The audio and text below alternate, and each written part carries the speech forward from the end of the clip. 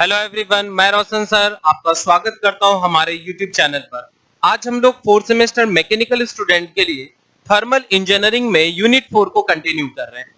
Unit 4 में हम लोग बॉयलर के बारे में पढ़ रहे थे, तो आज के सेशन में हम लोग बॉयलर के टाइप्स के बारे में पढ़ रहे होंगे, जिसमें सबसे इंपॉर्टेंट टाइप्स है कोकरन बॉयलर के बारे में, जो बहुत ही इंपॉर्टेंट है।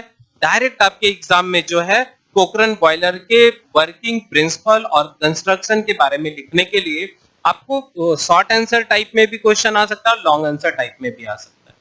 इससे प्रीवियस जितना भी लेक्चर लिए थे बॉयलर का, अगर जो नहीं देखे होंगे वो यूट्यूब के चैनल पर चले जाएंगे, उसके प्लेलिस्ट में थर्मल इंजीनियरिंग में सारा का सारा लेक्चर डाला हुआ है। ठीक है, चलिए स्टार्ट करते हैं कोकरन बॉयलर के बारे में। ध्यान देंगे, आपको पढ़ाया था कि बॉयलर एक ऐसा कंपोनेंट होता है, एक ऐसा क्लोज्ड वेसल होता है जिसमें water is converted into the steam by the help of heat. कहता है कि बॉयलर एक ऐसा क्लोज कंटेनर होता है जिसमें पानी को गर्म करके स्टीम बनाते हैं, और वो जो स्टीम बनता है उसका हम लोग फर्दर यूज करते हैं, टरबाइन के पास करते हैं, स्टीम इंजन में यूज करते हैं। ठीक है, टरबाइन में हम लोग यूज करते हैं टू जनरेट द इलेक्ट्रिसिटी। ठीक है, और पहले जो स्टीम इंजन चलता था उसमें हम लोग क्या करता था, गाड़ी को रेसिप्रोकेटिंग, ट्रेन को रेसिप्रोकेटिंग करता था। तो बॉयलर का बहुत सारा और एप्लीकेशन है अलग अलग इंडस्ट्रीज में। अगर आप शुगर इंडस्ट्रीज में चले जाएंगे, कॉटन इंडस्ट्रीज में चले जाएंगे, तो वहां भी बॉयलर आपका लगा हुआ रहता है। जहां मिल्क का पेस्चराइजेशन होता है वहां भी बॉयलर लगा हुआ है। तो ये जो कोकरन बॉयलर है, ये एक तरह का फायर ट्यूब बॉयलर है। ध्यान देंगे, बॉयलर भी दो तरह से हम लोग क्लासिफाइड किए थे। एक को कहते थे फायर ट्यूब बॉयलर, दूसरे को कहते थे वाटर ट्यूब बॉयलर। नाम से ही पकड़ में आना है, ट्यूब लेना है। बॉयलर क्या है, क्लोज्ड वेसल, और उसमें क्या लगा रहता है, ट्यूब लगा रहता है, मेटल का बना हुआ रहता है। तो अगर ट्यूब के अंदर फायर है और उसके चारों तरफ पानी है तो उसको कहेंगे फायर ट्यूब बॉयलर। अगर ट्यूब के अंदर पानी और चारों तरफ आग लगा है तो उसको कहेंगे वाटर ट्यूब बॉयलर। तो कोकरन बॉयलर जो है वह एक फायर ट्यूब बॉयलर है, जिसका इफिशियंसी जितने भी फायर ट्यूब बॉयलर है उसके रिस्पेक्ट में ज्यादा होता है। ये क्या है, ये सिंपल वर्टिकल बॉयलर का मॉडिफाइड फॉर्म है। इसमें याद रखना है कि जो वाटर और स्टीम का सर्कुलेशन होता है वह नेचुरली होता है, और इसमें ऐसा सेटअप किया रहता है कि इसमें जो एग्जॉस्ट गैसेस है वो भी नेचुरली एटमॉस्फेयर में चिमनी के थ्रू बाहर जाता है। तो बड़ा इंपॉर्टेंट है, मैक्सिमम इंडस्ट्रीज जो है कोकरन बॉयलर यूज करता है। जहां पर छोटे छोटे जो इंडस्ट्रीज है जैसे शुगर इंडस्ट्रीज है, ये सब जगह जो है कोकरन बॉयलर आपका लगा हुआ रहता है। ठीक है, तो क्या कह रहा है डेफिनेशन, ध्यान देंगे।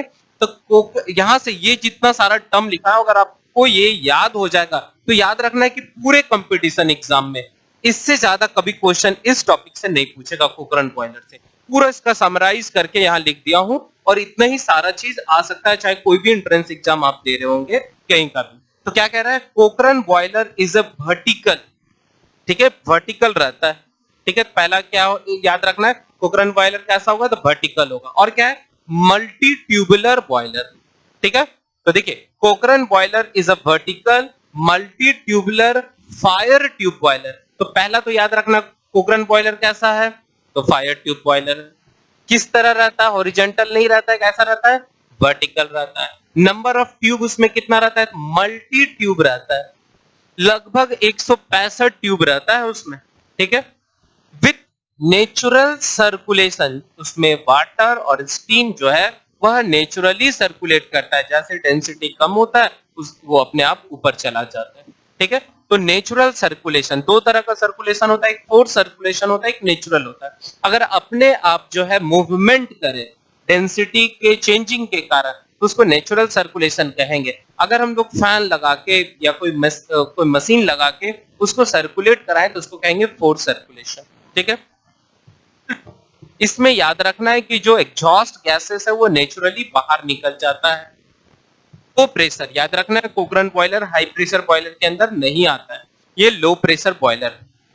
ठीक है, सॉलिड इंटरनली फायर्ड फर्नेस, इसका मतलब आप फिगर वहां देख रहे होंगे, तो फिगर में आप देख रहे होंगे कि जो ये बॉयलर का सरफेस है, ध्यान दीजिएगा, बॉयलर का जो सरफेस है, इसका जो फर्नेस है ये अंदर में है, बॉयलर के अंदर में है।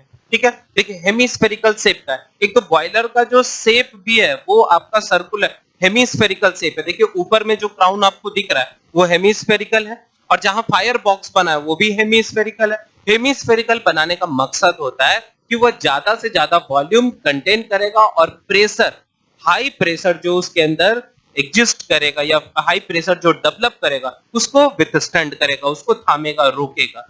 क्योंकि आपको पता है कि सर्कुलर मेंबर या हेमिस्फेरिकल बॉडी या स्फेरिकल बॉडी में स्ट्रेस डेवलप ज्यादा होता है। अगर इंटरनल प्रेशर फ्लूइड के कारण ज्यादा डेवलप हुआ तो ये शेप का जो बॉडी है वो उसको ज्यादा रेसिस्ट करता है। ठीक है, तो क्या कह रहा है, इंटरनली फायर्ड फर्नेस। आप देख रहे होंगे फिगर में कि इसके फिगर में जो फर्नेस बना हुआ है ये एक हेमिस्फेरिकल शेप में। ठीक है, नेक्स्ट आगे आ जाते हैं। It is modified form of simple vertical boiler. Simple vertical boiler में सिर्फ एक ही ट्यूब रहता था, वो भी फायर ट्यूब बॉयलर है, वर्टिकल रहता है, पर उसका ये था कि उसमें ट्यूब का संख्या कम होता था। ठीक है, पर इसमें क्या है, मल्टी ट्यूबुलर है। इसका मतलब इसमें स्टीम जनरेशन करने का जो कैपेसिटी होता है वह सिंपल वर्टिकल बॉयलर के रिस्पेक्ट में ज्यादा होता है। ठीक है, तो it is modified form of simple vertical boiler. ठीक है, नेक्स्ट क्या कह रहा है, कोकरन boiler is a vertical boiler with horizontal fire tube. याद रखेंगे, देखिए इसमें दिख रहा है आपको, इसमें जो ट्यूब लगा हुआ है, क्लियर है, इसमें जो ट्यूब लगा है वो ट्यूब कैसा है, हॉरिजॉन्टल है। तो ये आपका एसएससी का आया हुआ क्वेश्चन है कि कोकरन बॉयलर में जो ट्यूब रहता है वो कैसा है, तो हॉरिजॉन्टली रहता है। बॉयलर पूरा वर्टिकल है पर उसमें जो ट्यूब लगा हुआ वो कैसा है, horizontally fired boiler. Approximately 165 tube होता है, लगभग 165 ट्यूब होता है, और जिसका डायमीटर जो है 62.5 mm के आसपास होता है। ठीक है, उसका एक्सटर्नल डायमीटर। तो आई होप आपको फिगर भी समझ में आ रहा होगा और इसका मेन जो कंटेंट है वो आपको समझ में आ रहा है। बस इतना याद अगर रख लेते हो तो आई थिंक आपके किसी भी ऑब्जेक्टिव का क्वेश्चन नहीं छूट सकता है अगर कोकरन बॉयलर से रिलेटेड रहेगा। ठीक है, आपको जो एग्जाम में क्वेश्चन आता है वो डायरेक्ट क्वेश्चन आता है कि draw the net sketch of कोकरन boiler and write down the working principle. तो आप क्या करेंगे, फिगर वो बना देंगे, फिगर 2-3 बार आपको प्रैक्टिस करना होगा। ठीक है, ऐसा नहीं कि एक बैग आप देख लिया और वहां बना देंगे, बस दिमाग में याद रखना है कि एक सिलेंड्रिकल सेक्शन बनाना है, ऊपर में हेमिस्फेरिकल बनाना है, नीचे भी एक हेमिस्फेरिकल बनाना है और पाइप का कनेक्शन कर देना। फर्नेस का अरेंजमेंट अच्छा से दिखा देंगे और लास्ट में एक चिमनी दिखा देंगे। सामने आपको फिगर 2-3 बार आप बनाएंगे तो आपको प्रैक्टिस हो जाएगा। देखिए अगर एग्जाम में अगर आने का होता है सबसे ज्यादा चांसेस इसी का। ठीक है, चलिए अब इसमें मेन पार्ट एंड कंस्ट्रक्शन। तो कंस्ट्रक्शन, आप कंस्ट्रक्शन का मतलब बस फिगर बना दीजिए, वहां सामने बना हुआ है, आप कॉपी में अपने बना दो। मेन पार्ट क्या होता है, सेल। तो बॉयलर का जो सरफेस होता है उसको हम लोग सेल कहते हैं। तो बॉयलर जो है वो मेटल का बना हुआ है, क्लियर है, और उसके बाहर आउटर सेक्शन पर जो है जहां फर्नेस रहता है, जहां कंबसन चैम्बर रहता है, वहां पर क्या करते हैं, फायर ब्रिक्स लगा देते हैं कि बाहर अंदर का जो हीट है वह बाहर में ट्रांसमिट नहीं हो due to the conduction convection के कारण। ठीक है, तो जहां फर्नेस आपको दिख रहा है ये साइड में आपका कंबसन चैम्बर है, तो आप देख रहे हैं ब्रिक्स का अरेंजमेंट है, वहां जो ब्रिक्स लगा हुआ है वो फायर ब्रिक्स रहता है। ठीक है, जिसमें हाई कैपेसिटी रेसिस्टिंग कैपेसिटी होता है। तो सेल क्या कह रहा है, तो ये जो आउटर सरफेस आपको दिख रहा है बॉयलर का, जो आउटर सरफेस है उसको सेल कर रहा है। और देखिए फर्नेस एक हेमिस्फेरिकल बना हुआ है, वो भी आपका सेल है। हेमिस्फेरिकल बनाने का बस एक ही मकसद है कि ज्यादा से ज्यादा वॉल्यूम कंटेन करे और वह ज्यादा से ज्यादा प्रेशर को रेसिस्ट कर सकता है। ठीक है, नेक्स्ट ग्रेट। ग्रेट का मतलब होता है प्लेटफॉर्म, सतह जिस पर आप कोयला को रख के जलाएंगे। जैसे आप नॉर्मल देखे होंगे, अगर आप कोई कोयला को चूल्हा जलाते हुए देखे होंगे तो आप नोटिस किए होंगे कि वो जो चूल्हा रहता है उसमें कुछ इस तरह से जाली डाला हुआ रहता है। इसी जाली पर हम लोग कोयला को रख के जलाते हैं, इसी जाली को हम लोग क्या कहते हैं, ग्रेट कहते हैं। उसी तरह बॉयलर का जो बॉटम सेक्शन आपको दिख रहा है वहां पर एक सतह बना हुआ है, उस पर कोयला जो है उसका डस्ट पार्टिकल आता है, वहां रखता है, कंबसन टेक्स प्लेस करता है, और उसका जो एस रहता है वह नीचे आ जाता है, उसको कहते हैं एस पिट। वहां पर एस रहता है, उसको फिर वहां से बाहर निकाल दिया जाता है। तो ग्रेट भी आपको समझ आ गया। Fire box and combustion chamber, देखिए हेमिस्फेरिकल सेक्शन जो है आपका वो फायर बॉक्स है और उसी के जस्ट बगल में आपका कंबसन चैम्बर है। फायर बॉक्स और कंबसन चैम्बर का मतलब होता है जहां फ्यूल आके जलता है। तो फ्यूल हम लोग उधर से राइट साइड से सप्लाई देते हैं, ठीक है, और वहां पर फायर बॉक्स में क्या होता है, कंबसन चैम्बर में फ्यूल का कंबसन टेक्स प्लेस करता है और large amount of heat energy उससे निकलता है, फ्लेम निकलता है, स्मोक निकलता है, और वो जो फ्लेम है वो सारा का सारा देखिए कंबसन चैम्बर में होते हुए पाइप में चला जाता है और पाइप पूरा गर्म हो जाता है। जैसे मान लीजिए आप अगर बाइक चला रहे हो, ठीक है, तो आपके इंजन के साथ आप देखते होंगे जब उसमें दो बल्ब रहता है, इनलेट बल्ब, आउटलेट बल्ब। तो आउटलेट बल्ब में क्या होता है, जो एग्जॉस्ट गैस होता है वो साइलेंसर के थ्रू बाहर निकलता है। अगर आप 10-15 मिनट तक अपना बाइक चला रहे हैं और साइलेंसर पर अपना पैर रखेंगे तो आपका पैर जल जाएगा। क्यों? क्योंकि जो एग्जॉस्ट गैस जा रहा है उसमें काफी अमाउंट ऑफ हीट एनर्जी होता है उस गैस के अंदर, स्मोक के अंदर। तो सेम चीज वहां पर आप देख रहे होंगे कि जो फर्नेस है उससे जो एग्जॉस्ट गैसेस निकल रहा है वो क्या हो रहा है, सारा पाइप में चला जा रहा है और कहीं भी उसको निकलने का जगह नहीं दे रहा है।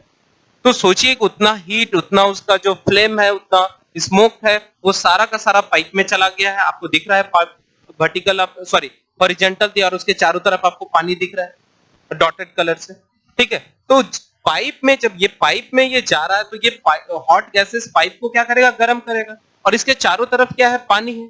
तो जैसे ही ये पाइप गर्म हुआ और पानी इसके टच में आएगा, then water is converted into the steam, ठीक है। तो यहाँ ये आपको बॉक्स समझ में आ गया होगा। अच्छा, फायर ट्यूब आपको दिख रहा है कि हॉरिजॉन्टल सारा अरेंजमेंट किया हुआ है और इसी में जो एग्जॉस्ट गैसेस है, जो फ्लेम है, जो स्मोक है, सारा गर्म जो है उस पाइप में जा रहा है और पाइप को गर्म कर रहा है।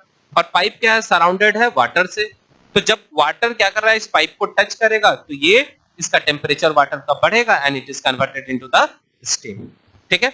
नेक्स्ट चिमनी है। अब जो एग्जॉस्ट गैसेस है उसको हम लोग क्या करते हैं, बॉयलर से बाहर निकालते हैं और चिमनी से निकाल के एटमॉस्फेयर में देते हैं। चिमनी से इसलिए निकालते हैं कि हाई एल्टीट्यूड पर जा सके, हाई हाइट पर जा सके, क्योंकि अगर चिमनी उसमें नहीं डालेंगे तो याद रखना है कि वो जो गैसियस पार्टिकल है, जो स्मोक्स है, वो सारा जहां पर इंडस्ट्रीज है वहीं पर आके सारा गिर जाएगा।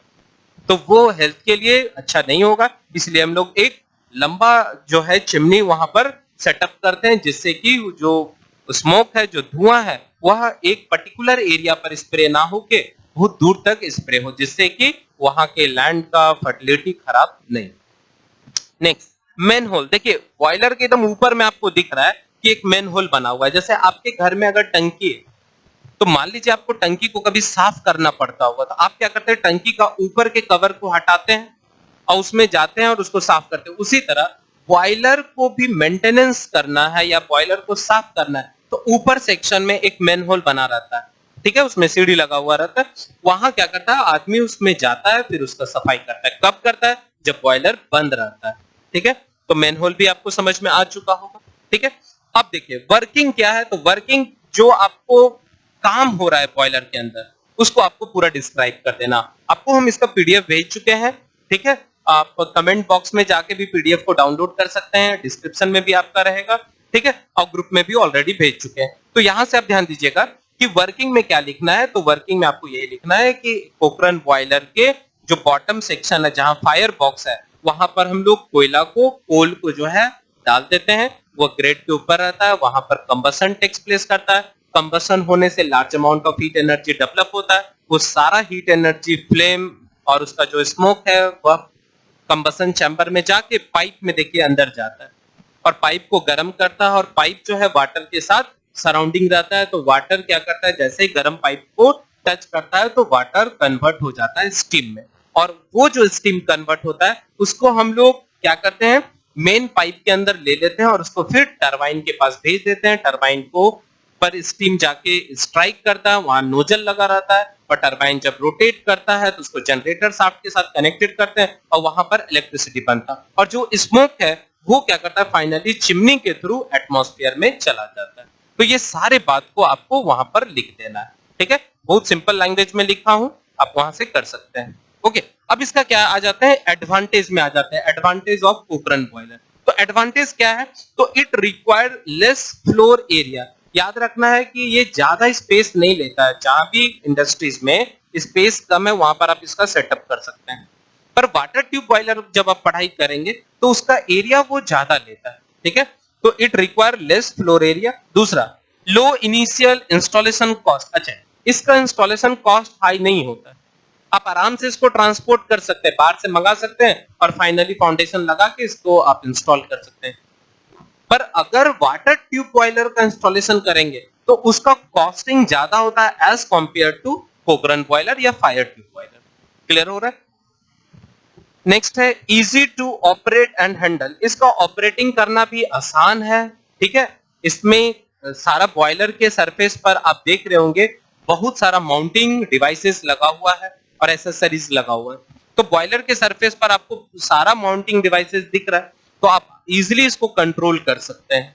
नेक्स्ट है ट्रांसपोर्टेशन इजी ट्रांसपोर्टेशन होता है, आप आराम से एक जगह से दूसरी जगह भेज सकते हैं इसको। हालांकि इसमें एक दिक्कत होता है कि इसका जब हम लोग इसको डिस्ट्रॉय करते हैं, जैसे आपको ट्रांसपोर्टेशन करना है, मान लीजिए कि इंडस्ट्रीज में लगा हुआ है कोकरन बॉयलर और उसको फिर अब दूसरे जगह शिफ्ट करना है, तो थोड़ा सा टफ हो जाता है क्योंकि उसको फिर डिस्ट्रॉय करना पड़ता है और ट्रांसपोर्टेशन फिर वहां पर आपको दिक्कत हो सकता है। पर अगर आप न्यू बॉयलर लगा रहे हैं तो उसका ट्रांसपोर्टेशन करना आसान होगा। तो आई होप आपको कोकरन बॉयलर पूरा समझ में आ चुका होगा, ठीक है। इसको आप अच्छे से सुनेंगे, लेक्चर को अच्छे से सुनेंगे, फिगर को बार बार प्रैक्टिस करेंगे, ठीक है। और इतना सारा टर्म अगर आएगा तो आप अपने एग्जाम में लिख देंगे। तो आज के लिए बस इतना ही रहने देते हैं। नेक्स्ट क्लास में हम लोग नए बॉयलर के साथ मिलेंगे, तब तक आप लोग मन लगा के पढ़ते रहिए, ठीक है।